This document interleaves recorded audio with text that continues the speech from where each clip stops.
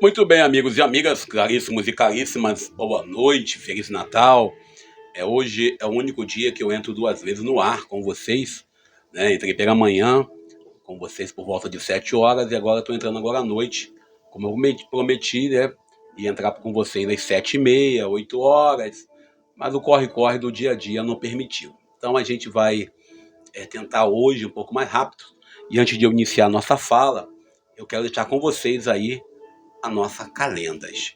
Por isso, vamos juntos ouvir a proclamação do Natal do Senhor.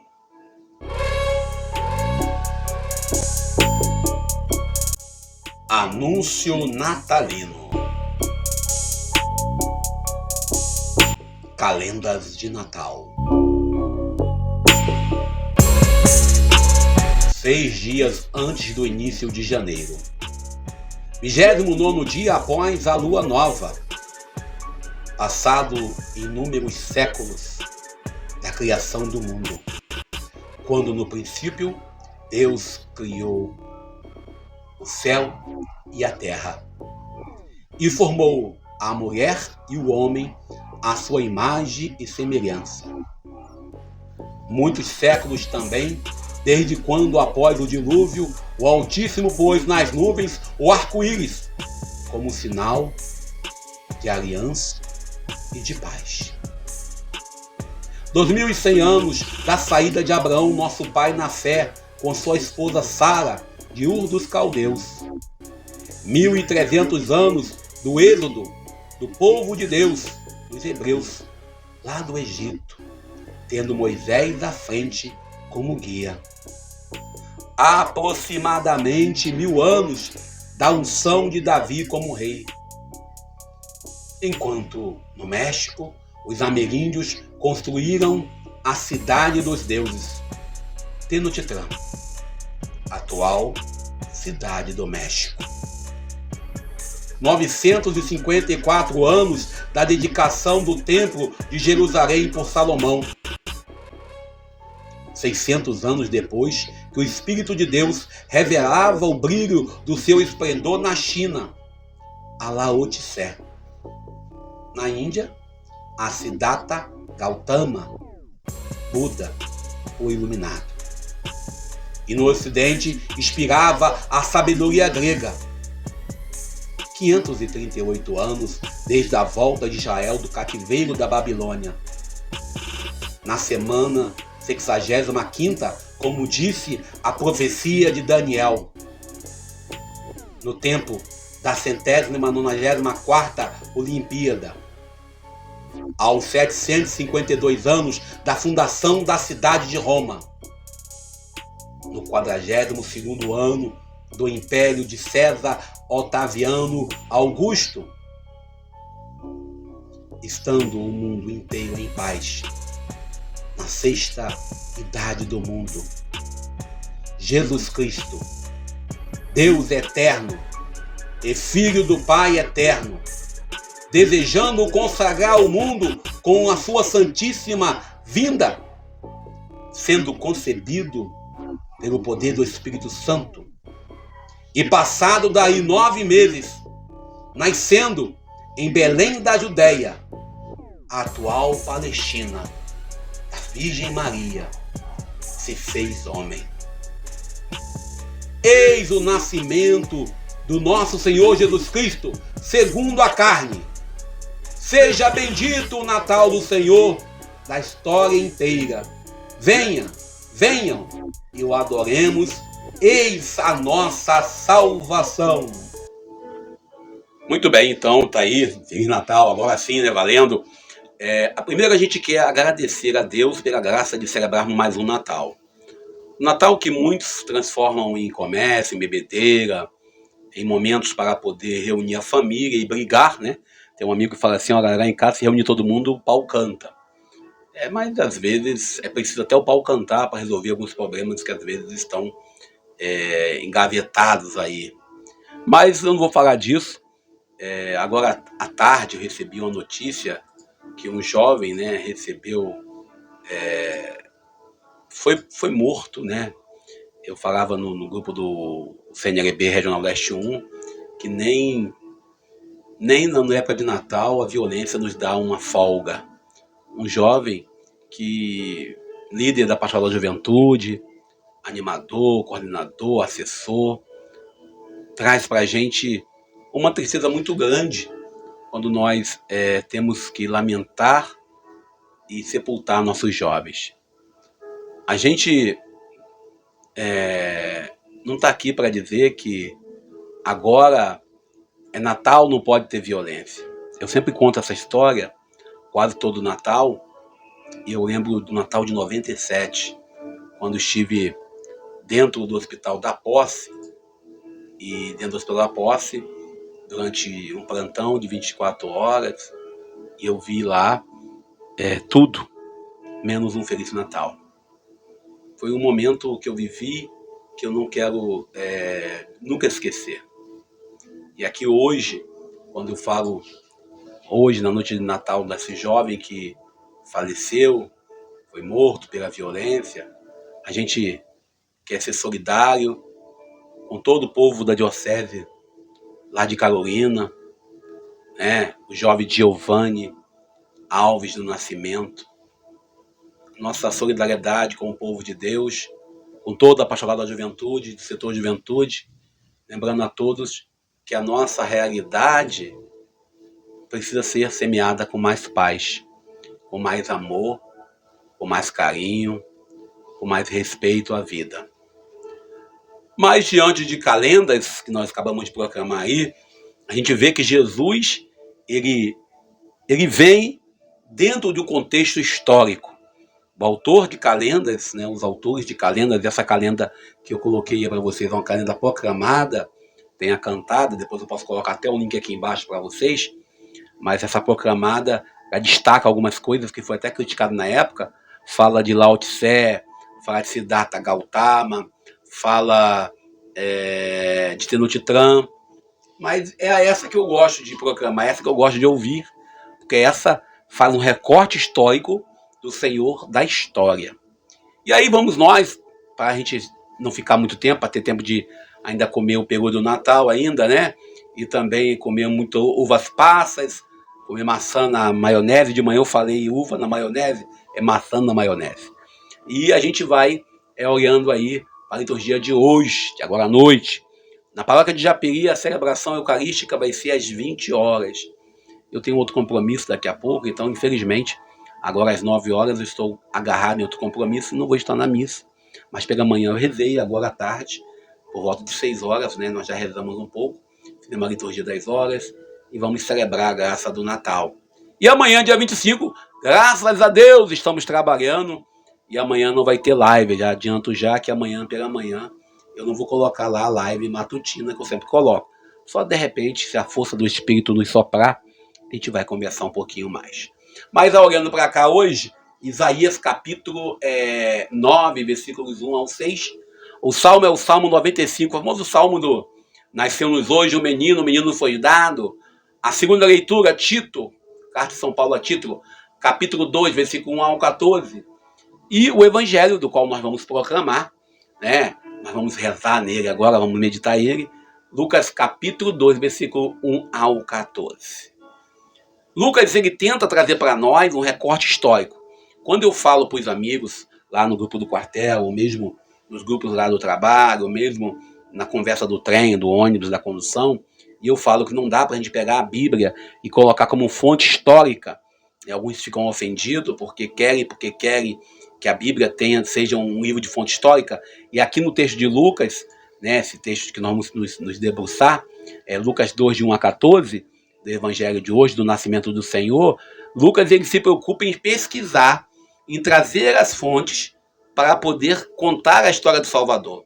Lucas é o único autor do Evangelho que se preocupa em dar detalhe do anúncio do anjo, se preocupa em dar detalhe do nascimento de João Batista, e ele se preocupa tanto a detalhes que ele corre o risco de cometer erros geográficos e erros históricos. De acordo com a tradição, o recenseamento que Lucas fala no texto dele aqui é um texto que fala que não é bem desse tipo de imperador. Nesse período, quem reina não é Quirino. Quirino só assumiu o reino só no ano 6 depois de Cristo. Então, a gente não pode jamais pegar esse texto e trabalhar ele de forma como fonte histórica. Pronto, já é o primeiro fato. Segundo fato, mesmo eu colocando para vocês, aqui no início desse vídeo, há calendas com detalhes históricos. Jesus, ele é presença histórica na humanidade. Mas nós devemos meditar e contemplar, olhando o texto a partir do mistério da encarnação do Verbo, do mistério da salvação que vem. Outro dia, na comunidade, eu ouvi que Maria teve Jesus sabendo que ele sofreria da cruz.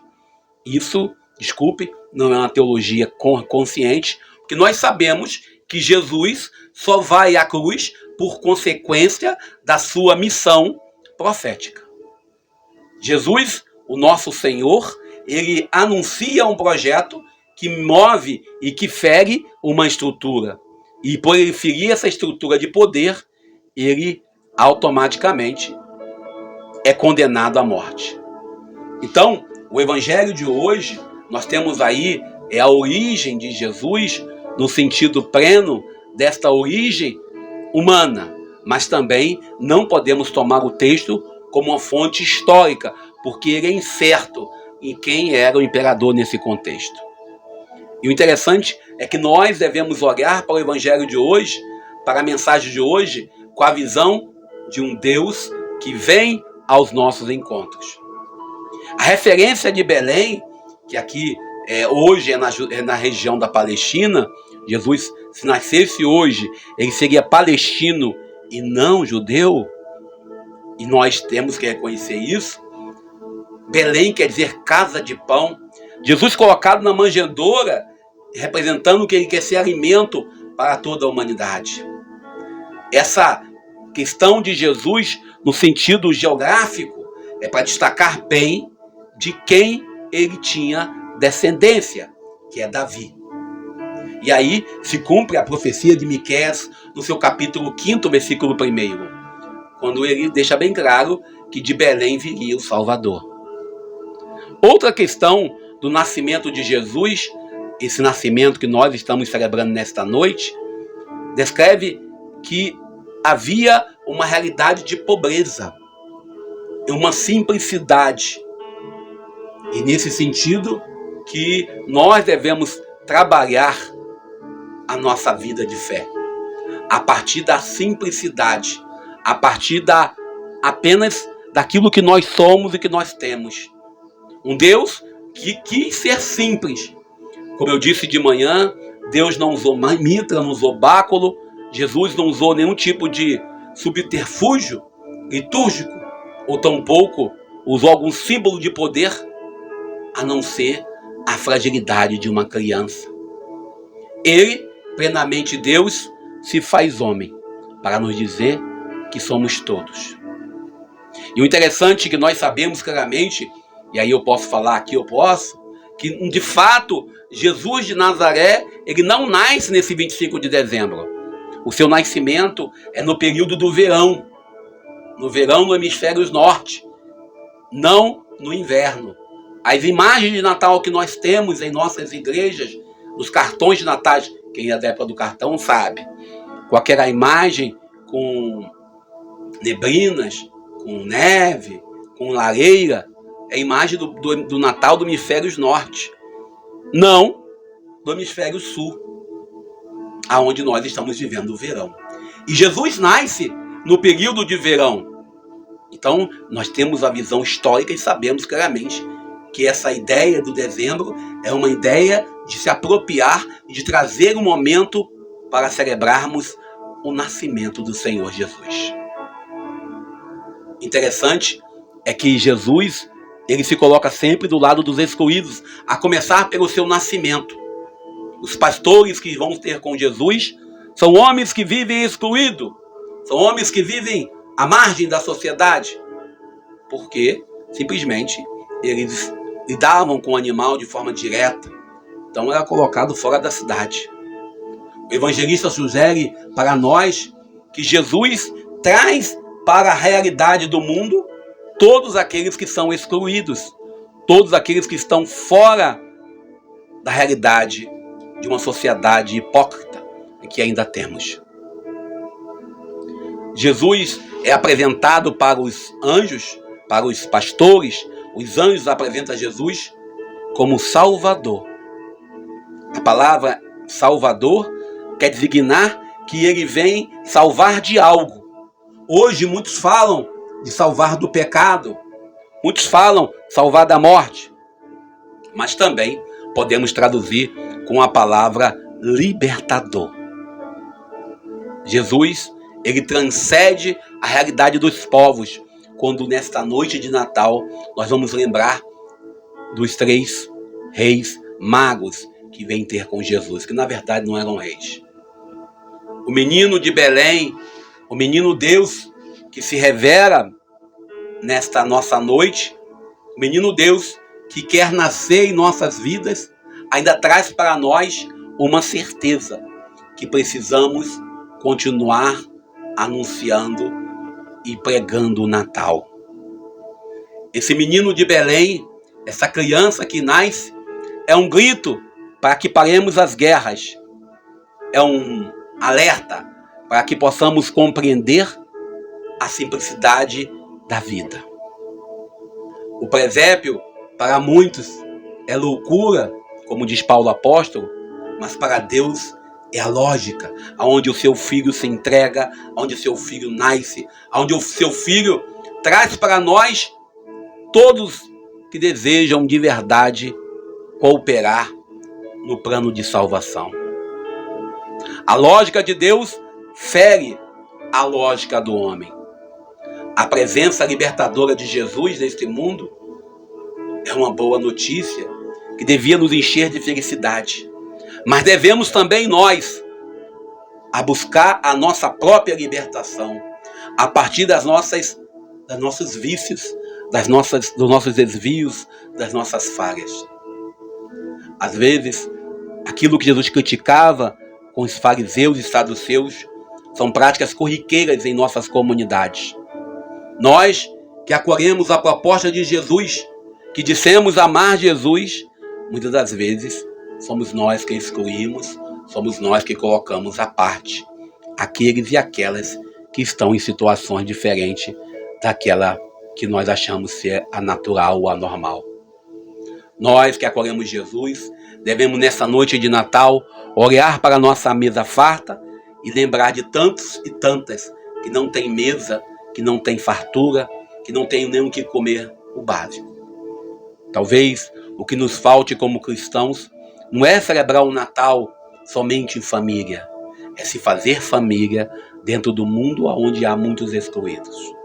E por isso eu paro por aqui, louvando a Deus da graça da vida, desejando a cada um de vocês o meu Feliz Natal, pedindo a Nossa Senhora de Guadalupe, minha patrona, minha padroeira, ao querido São Paulo Apóstolo, que venha sobre nós nos ensinar a ver Jesus e nos ensinar a anunciá-lo para todos os povos. Que a liturgia de hoje nos ajude a celebrar que nasceu o Salvador, mas não apenas para salvar uma meia dúzia de escolhidos, mas para salvar toda a humanidade. Agradeço a você que durante esse ano inteiro nos seguiu aqui no YouTube, no WhatsApp, no Facebook, nas redes sociais, pedindo a Deus que nos abençoe, para que não desanimemos nesta caminhada. Que tudo possa acontecer de acordo com a vontade de Deus, no projeto do Deus de amor. E por isso, desejando meu Feliz Natal. Para você, que Deus abençoe a cada um e a cada uma. Que o Natal não seja apenas um dia. Que nós sejamos como Jesus e que nossos pais e nossas mães sejam José e Maria. Feliz Natal para todos. Eu sou Daniel Nonato.